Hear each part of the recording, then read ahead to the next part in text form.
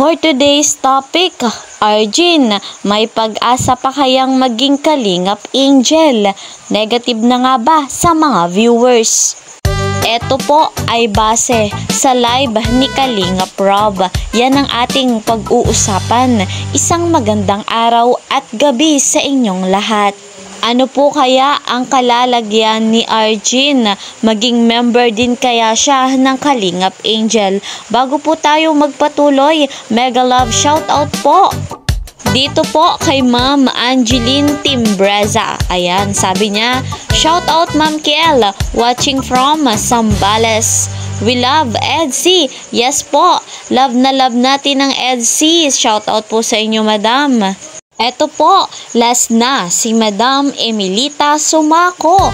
Ayan, nakakatuwa talaga to. Lagi tong nagko-comment sa atin. Happy holiday and Happy New Year po, Madam Emilita. Eto pa po, mega love shoutout sa lahat ng ka-member ko ng Karepa Kalingap Reactor Partner. Gayon din sa mga OFW, mga subscribers, viewers, listeners na hindi nagsasawang tangkilikin ng ating vlog.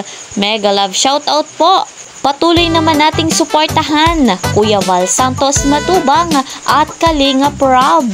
Nawa po sa hindi pa nakakapag-subscribe, isubscribe nyo po. Sama-sama nating suportahan at tangkilikin ang kanilang mga videos para mas marami pang matulungan na talaga namang nangangailangan. Mga Kalingap, dito na nga po tayo sa ating topic. Ito po ay base sa live ni Kalingap Rob. Arjun, may pag-asa pa kayang maging Kalingap Angel? Mga viewers, negative na nga ba kay Arjun? Doon nga po sa live ni Kalingap Rob, kanyang tinanong sa mga viewers kung papayag nga daw pong maging Kalingap Angel si Arjun. Nabanggit nga po ni Kalingap Rob sa mga viewers na mag-comment ng 3 kung papayag na maging Kalingap Angel si Arjun at 4 kung hindi. At doon nga po guys mga Kalingap, masasabi nating maraming ayaw talaga kay Arjun. Ngunit meron din namang ilan na gustong maging Kalingap Angel si Arjun. Hindi po natin masisisi yung mga viewers kung bakit ganon, kung bakit ayaw nila. Sapagkat yung nakaraan ni Arjun sa ginawa niya kay Kalingap Edu, siguro yun yung hindi nila nagustuhan. Pero bigyan natin ng second chance si Arjun para sa kanyang kinabukasan, para po sa kanyang pag-aaral. Kung atin pong babalikan yung mga nagawa niya, yung mga nalabag niya sa Kalingap ay hindi natin nagustuhan. Alam natin na mali iyon. Ngunit kung titingnan natin para sa magandang kinabukasan, para sa pag-aaral nga po ni Arjun, ay bigyan natin ng pagkakataon.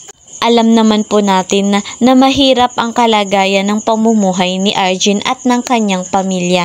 At syempre po, malaking tulong kung maging Kalingap Angel siya. Ngunit guys mga Kalingap, ang final decision lamang po dito ay si Kalingap Rob at si Kuya Val Santos Matubang. Kung itutuloy po bilang Kalingap Angel o mananatili na lamang po na beneficiary ni Kalingap Edu. Kung ano man po ang magiging pasya ng nasa itaas ay ating susundin at igagalang.